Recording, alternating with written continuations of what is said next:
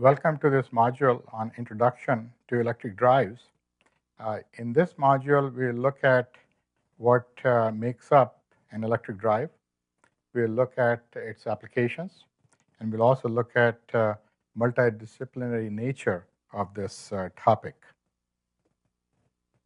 So let's first look at a role of an electric drive. Usually we have power being supplied from this utility source, and we are trying to drive this mechanical load. And in the middle, whatever is needed, let's call this an electric drive. So this is just a definition that we will use. And you can see here that to drive this load, we have a motor. And this motor basically is converting from electrical energy to mechanical. So it's an electromechanical conversion. And this is happening under the direction of this power processing unit. So in this case, the utility is supplying a fixed frequency, fixed voltage input, and motor, in order to rotate at adjustable speed, requires different adjustable voltages and adjustable frequencies. So that is the role of this power processing unit, which is made up of power electronics, which is discussed in great detail in our power electronics course. And then in order to control the speed and position of this load and therefore this motor, we have sensors which measure speed and position, and that information goes into this controller, and then here's the input command which says what that position or speed ought to be. So these are signals in in these thinner lines, and the power is really shown in these bold lines over here. So that's an electric motor where electrical power is being converted into mechanical power, but certainly this power flow could be the other way.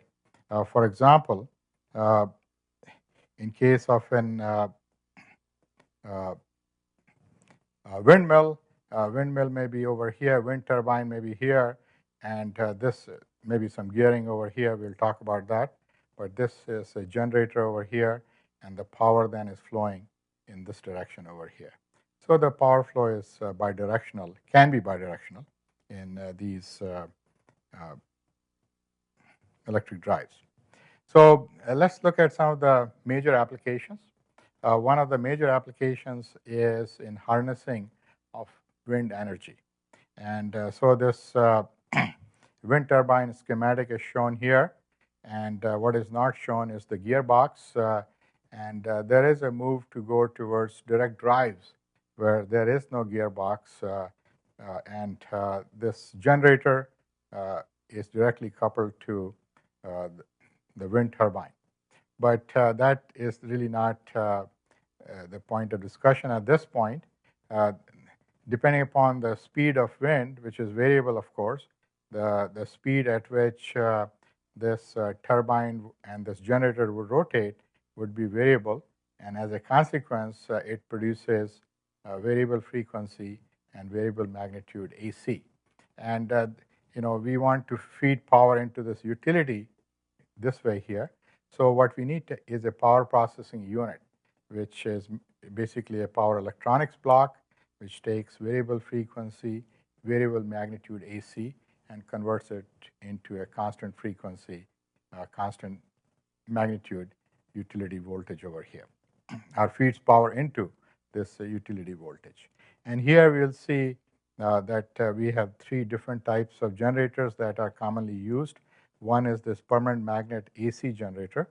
The other one is squirrel cage induction machine. And the third one, which is also quite popular, is so-called doubly fed induction generators. So another application, moving on with these applications, is in transportation. And this could be in the form of electric trains, or there's a move towards going into more electric planes and more electric ships. So all of these things require motors and generators. So there's,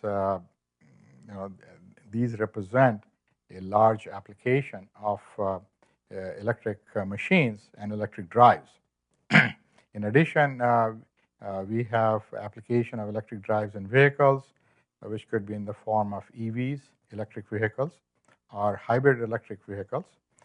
And there's a move towards pluggable, I forgot the word here, pluggable hybrid electric vehicles.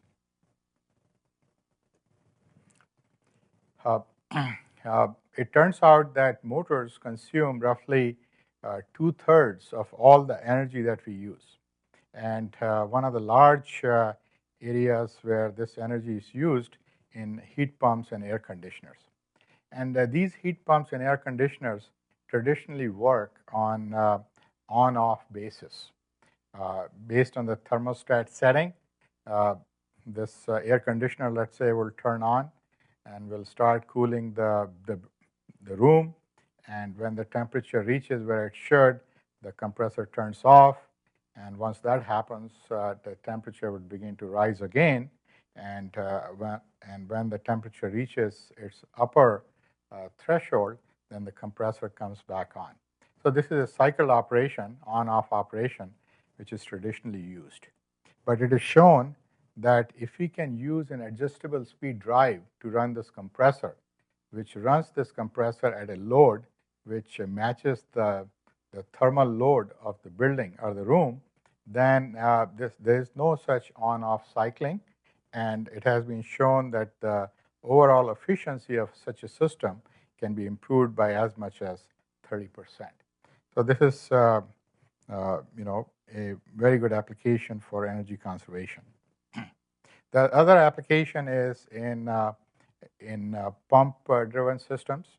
So this is a traditional arrangement where a motor here fed directly from the utility over here is driving this pump, and this machine without any control would run essentially at constant speed, not exactly at constant speed, as we'll learn in this course, but if it's an induction motor perhaps, it'll run essentially at a constant speed. And in this case, it'll be running this pump also at this essentially constant speed. And if you want to control the flow rate through this pump, then we need a throttling valve. By closing this throttling valve, we can reduce the flow rate, but the consequence of that is the power and energy is being lost across this throttling valve. And it's also not amenable to automation. So an improvement over this is to run this pump by an adjustable speed drive.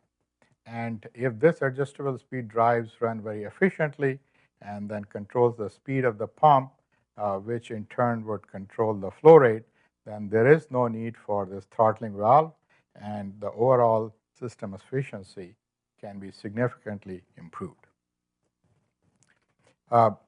This slide here shows the same thing in a little more detail as to what is going on. I'll not go into the details of this, but you can see that this throttling introduces extra pressure drop, and that's where the loss occurs. And if we can eliminate this need for throttling valve by an adjustable speed drive, then we can operate the system at whatever flow rate we desire here. So that is what is shown in this slide in detail here.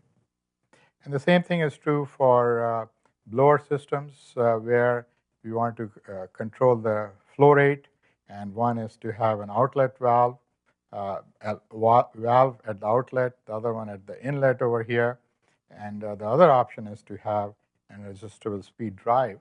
And in this case, we can then control the flow rate at much higher overall efficiency. It turns out that these electric drives are produced in very large power and speed ranges, as you can see here. A power range of almost up to 100 megawatts over here, and speeds of as high as 80,000 RPM here. So just to impress that these are needed in applications in a very large power and speed ranges here. And also this subject is very multidisciplinary. We need to learn the theory of electric machines. We need to know a little bit about power electronics, at least as a black box, as to what this power electronics, which we have been calling power processing unit, has to do in order to control the speed of these machines. And then there's an overall controller, so we need to know a little bit about control theory. And these days, these drives are controlled digitally, so we need to know about use of digital signal processors in real-time control. And also, the whole objective is to control some mechanical system. So we ought to be able to model this mechanical system along with this electric drive and make sure that there are no problems, as we will discuss later on in this course. And in order to control, we need to have sensors, speed and position, and perhaps torque sensors. So those are also their study is also necessary. And also we need to look at the interaction between drives and the utility. What do drives do to the utility grid, and vice versa, what any disturbance on the utility system would do to drives.